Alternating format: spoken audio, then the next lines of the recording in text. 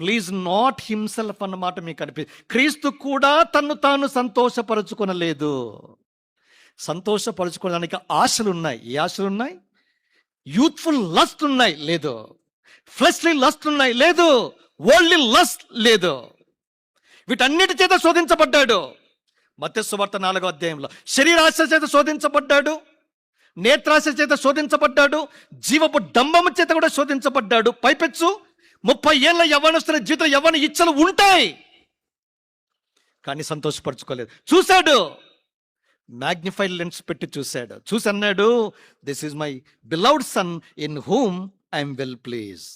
ఇలాంటి దేవుని చేత సాక్ష్యం పొందిన యేసుక్రీస్తు ప్రభువారి వలె, ప్రభా 30 ఏళ్లలోపే ఉంది నా జీవితం, కానీ ఇశ్రాయేలు ప్రజలు ఆశించినట్లుగా నేను ఆశించాను, చెడ్డవాటిని ఆశించాను, నష్టపోయాను.